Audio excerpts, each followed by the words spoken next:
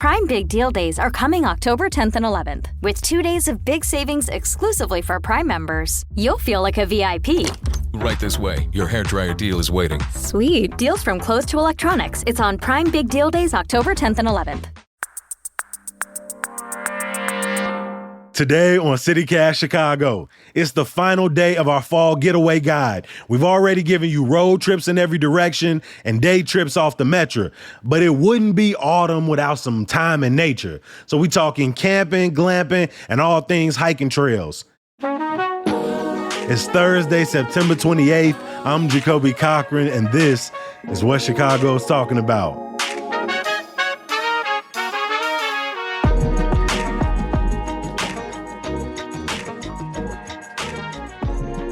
Me, myself, I'm a little bit of a camping skeptic. So I brought in my friends from the popular TikTok and Instagram account, Black People Outside, to give us some tips on how to prepare and where to go across the Midwest. Welcome back to CityCast Chicago, Chevy Lanier, and welcome back, Cam Stanton.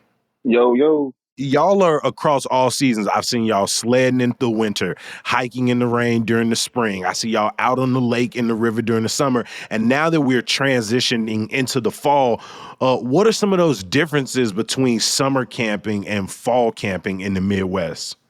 Start with the colors, baby. Start with the colors. Tell them about the colors. Tell them about the colors. Let them know. Let them know. It's all about the colors. But yeah, it's just, the temperature is just a little bit colder overnight, but it's not very much different from when you like camp in the mountains. You know, it gets cold overnight, but it's pretty nice during the day. It may rain a little bit more, so we bring extra layers, we bring extra clothes, we bring stuff that's going to keep us dry. And we just pretty much like prepare for pretty much anything in the fall, because you always have to prepare for anything, but really the fall, you can really get snow on Halloween like we did that one year. So you never really necessarily know. Okay, so when you're thinking about what you're packing, now that you're adding some extra layers to there, you know, how are you conserving space? What are the necessities, the go-to items when you're planning for a fall camping trip? Yeah, I like to make a list, but like my main things that I like to go to are my Costco 32-degree heat. They're like a thermal. They're pretty thin, but they're thermals, and I got a top and I got a bottom, and I wear that under everything. And I wear that under everything, so I always bring those. And then we use these hot hands, the hand warmers. We put them in our pockets, or we put them in our sleeping bag. And then we use the hot hands feet warmers, which you put on the bottom of your sock. People don't know about those because our feet get cold sometimes. Let so them we know. pack those as well. And then we always bring a rain jacket, and we always bring a windbreaker, because those are two different things that we have learned about the hard way. Okay, so Chevy got the clothes. Cam, what are some of the other essential things that people need to bring, you know, whether they're doing car camping or whether they're camping outside just straight up? If you're camping outside straight up, I'm telling you, the first thing you want to make sure you got a good fire going. Keep you some easy going fire starters. They're like little quick bricks that you can light up. They take any little flame pretty well, and you can put 3 of them together. Any little lump of wood, you got a real good fire going. I'm telling you, makes it a lot easier. It keeps you from trying to rub sticks together. Another good one, I advise people to try and get a cooking stove, man. You want to be able to make it as comfortable as possible, especially if in the colder times you want to make you a nice, look, Chevy puts together a ramen. Look, you'll think you're overseas. I'm telling you, on the campsite, it's crazy. But you want something to warm your body up, and the Chevy hit on the clothes. But otherwise, the tent and the tarp. That's super important. Tarp, yes. If you have a tent, if you're tent camping, make sure you have a tarp underneath. And if possible, make sure you have something to kind of go over the top to make sure it doesn't leak inside. But you definitely want one for underneath, because as you sweat, the condensation is going to get everything inside your tent wet. So it's a good thing to have a under layer as well. Got it. Okay, you talked about wanting to cook to be comfortable, wanting to make sure you bring some fire starter equipment with you. Chevy, are there any fire rules in Illinois that you've had to learn about during your journey? No, I've always been a baby arsonist, so I pretty much know exactly what to burn. But when you're going through the parks, are there signs or things that people should, because, you know, we don't want people to just be out here starting fires whenever and wherever. Yeah. Yes. Always look for signs. There's usually designated areas. Always look for signs. We recently just left Seattle, where there was a no fires ban. It was a fire ban. Never seen that before.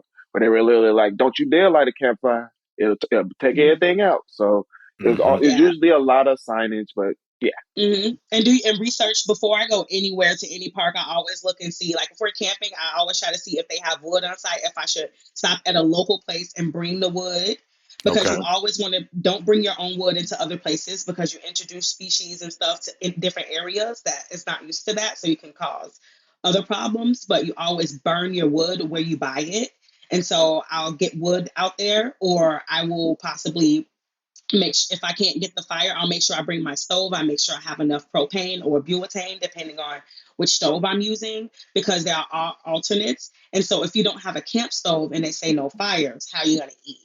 So you Hmm. should probably invest in one of those. But usually the website will tell you if there's a fire ban or if no fires are allowed. But we've never really had issues with just using our camp stove, worst come to worst. I love how quick all this information just sort of flows out of both of y'all, how y'all work off of each other. You talked about the ramen already, but what is the best meal that y'all have made while being The lamb chops and niggas fried outside? Oh chicken. man, you wouldn't believe it. Lamb chops, fried We make chicken.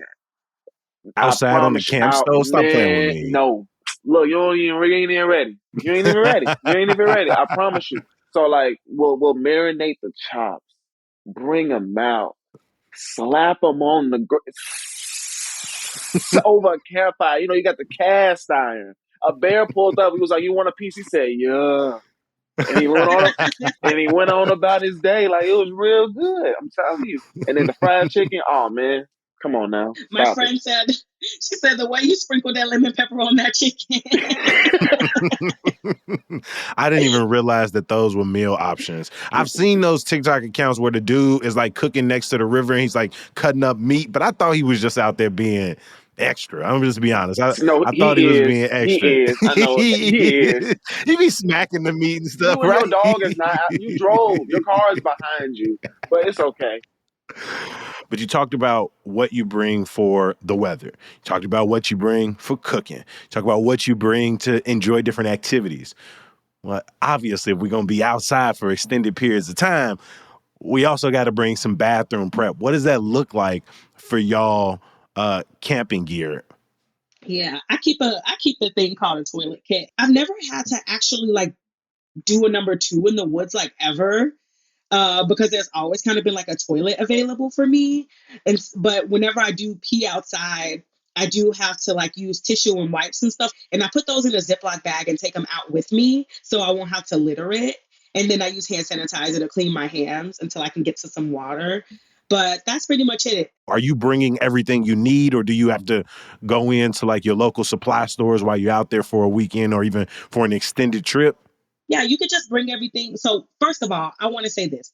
Once you buy camping stuff, you never have to pick up stuff again unless you break it. So, we have our tent, we have our tarp, we have our lighting, we have our bedding, and we have like our toilet kit or whatever in our kitchen kit that we bring everywhere. And we've only bought that once. And so Yeah, we this just has been a have it in the 3-year back. kit. Yeah. And we just have it in the back and we pull it out and we just make sure we go down a list, the same list that we always use to make sure that we have everything. Only time we have to buy stuff is if we need the fuel because we cannot fly with the butane or propane. So you have to pick that up on the other end. But that's usually the only thing that we buy. And then our food. So we won't have to worry about buying it when we get But you there. make So sure you have enough fuel and enough food when you go out so that you sort of can just be out there until the trip Yeah. is over. yeah, Correct. so it depends on what you're trying to do. Like there's a lot of options for food. You can get dehydrated meals. You don't have to worry Hmm. about it going bad. You don't have to worry about cooking it. You don't have to worry about having pots and pans. You just eat it in the bag. You just need a spoon. You put the hot water.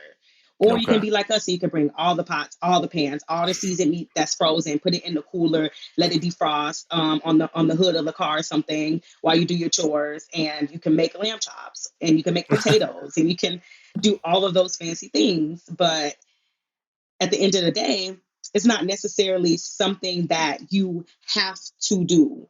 Hmm. You can take the minimal approach, or you can take the maximal approach, or you can take a middle ground. That's another beauty about camping. It allows you to build your own adventure.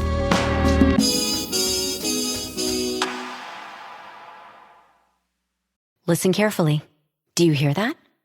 That is the unmistakable sound of quiet and the inspiration for the quiet-tuned interior of the 2024 Buick Encore GX. Buick Quiet Tuning includes active noise cancellation, triple door seals, and laminated acoustic glass, all designed to help keep those really annoying outside noises outside.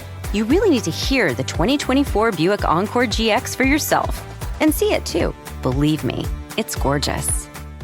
Prime Big Deal Days are coming October 10th and 11th. With 2 days of big savings exclusively for Prime members, you'll feel like you just won the big game.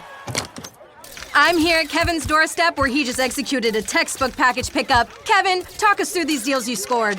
Well, the parents are touted. I knew this coffee grinder deal would be a winner. Yeah! Thank you, Kevin. I love you, Mom! Big deals on everything from home to electronics. It's on Prime Big Deal Days, October 10th and 11th.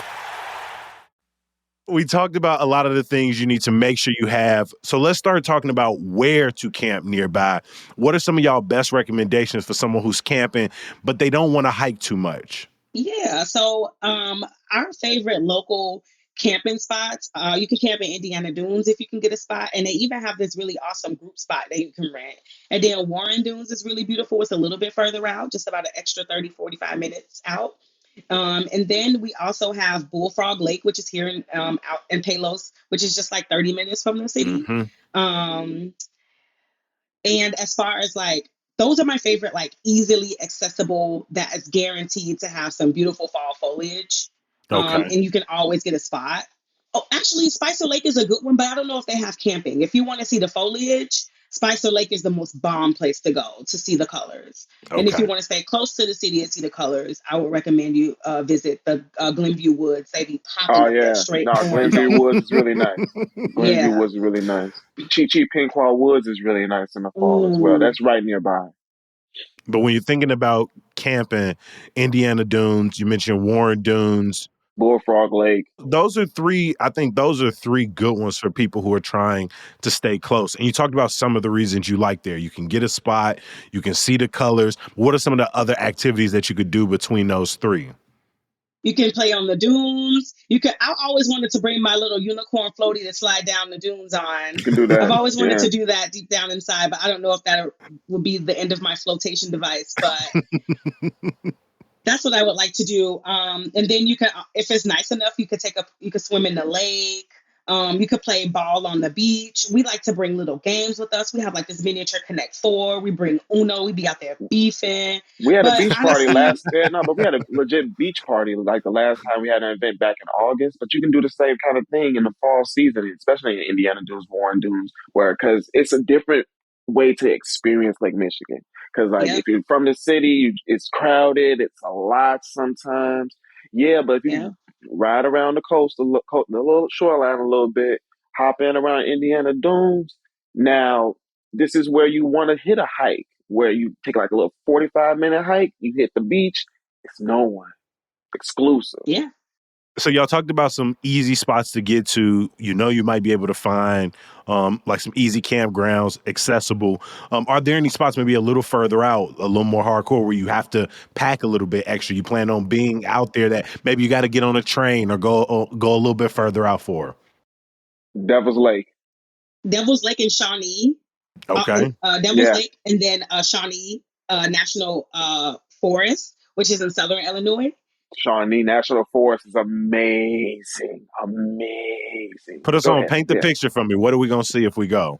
Beautiful bluffs, cliffs, what is called sandstone or limestone rocks, the amazing sunsets, beautiful hikes. You can walk through like giant rocks. You can like walk through them. It's really fun. Valleys and canyons as far as the eye can see. It looks nothing like Illinois. You would think you're in, I don't even know, you're somewhere. It ain't here. I saw y'all doing a little bit more than hiking, a little bit more than camping. Y'all got into the glamping lifestyle, right? For the people who not willing to commit to sleeping in a tent, right? If they want a little comfort, a toilet that flushes, can y'all tell us about glamping options that people can find near Chicago? First of all, we just found out about glamping. I just want everybody to know that we are not original glampers, but the algorithm and the what do you call it, the analytics told us that y'all like glamping more than y'all like camping, so we decided that we would just go and find camping glamping places. And so we found, well, we didn't find this place. Cam, tell them what happened. So camp, the spot we recently visited, Camp Aramoni, reached out to us. I will have to say that is a pretty nice facility. It's located about 2 hours away down in near Oglesby, Illinois.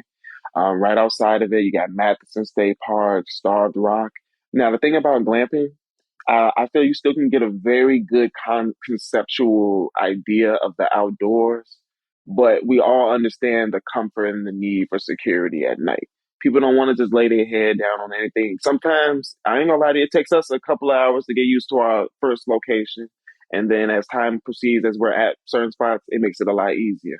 But comfort is very important. And if it helps ease you into it, by all means, spend the bread and feel good at night. I have no problem with it. But it's all Yeah. about getting outdoors. Camp Hmm. Aramoni, and we recently found another one down in Shawnee. Telling you all about Shawnee, Chicagoans.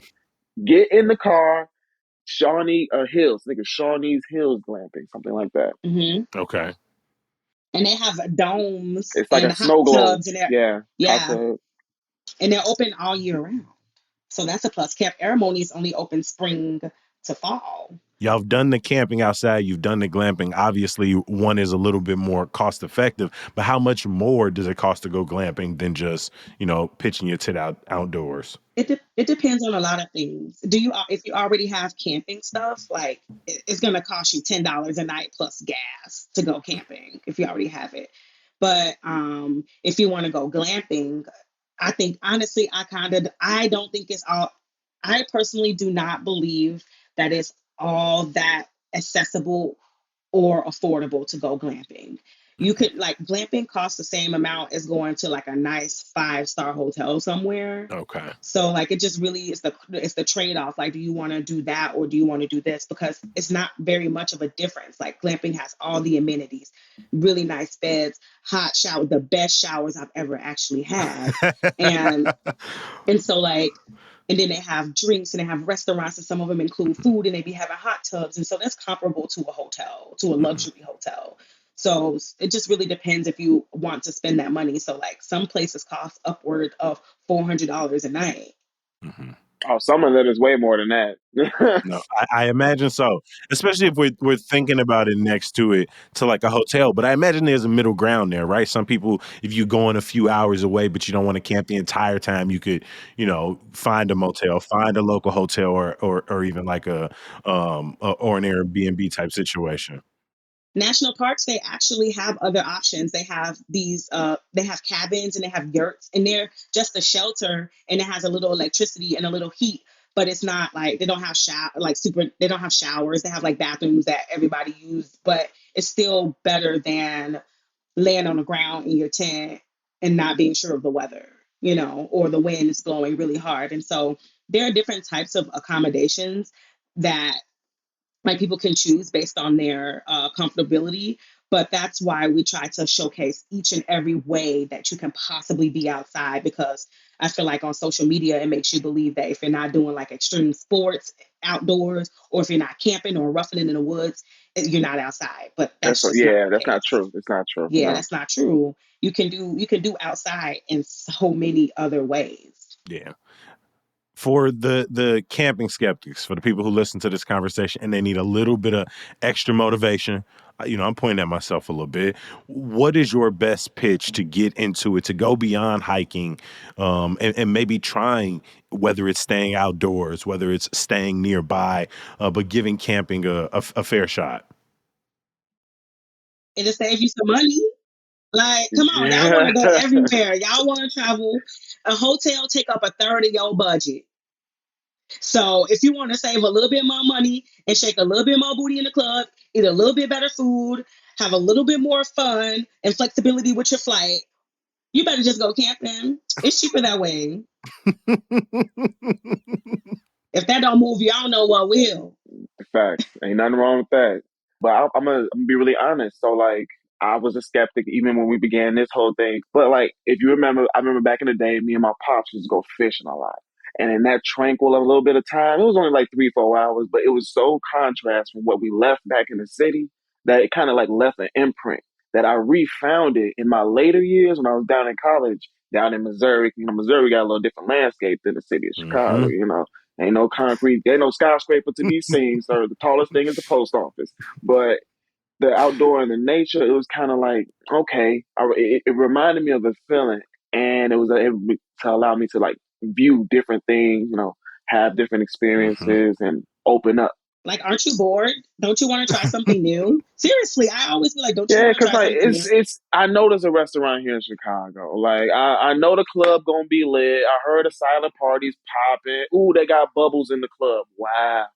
But have you ever seen a comet like in the Yeah, like I sky? did that. Like, have you ever seen a star? Have you ever watched a satellite travel across at night? Have you ever Yes. kicked in and just watched? The Milky Way. Man, I only seen that in like the little Discovery Channel thing. We saw the Milky Way. It looked just like the pictures.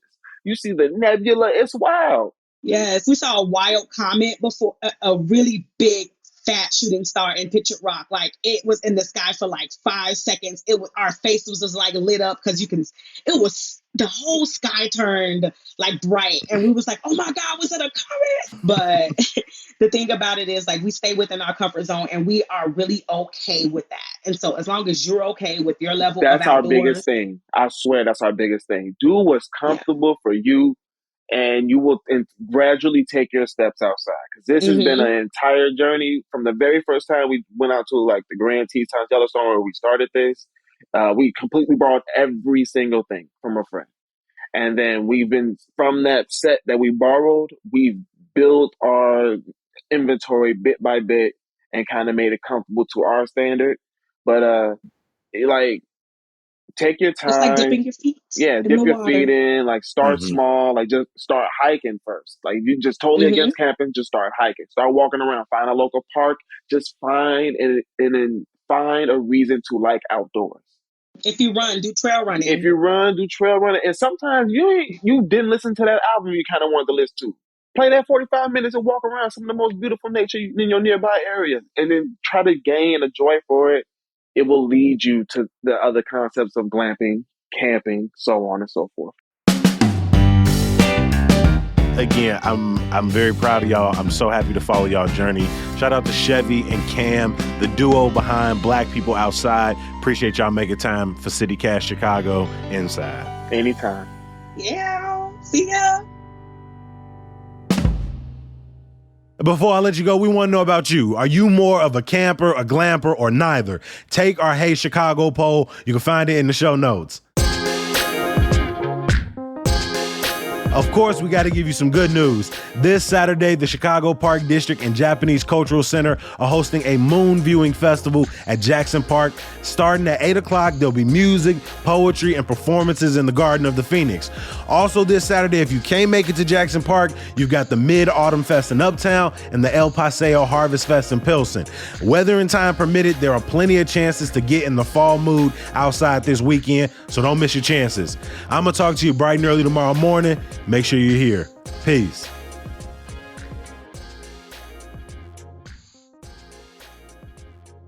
Let me get this mic a little bit closer. A little bit closer. There we go. Are we practicing our accents from other countries? I don't know where mine was from, and I damn sure don't know where yours was from. Definitely. All right, let's get it Don't started. put that in there.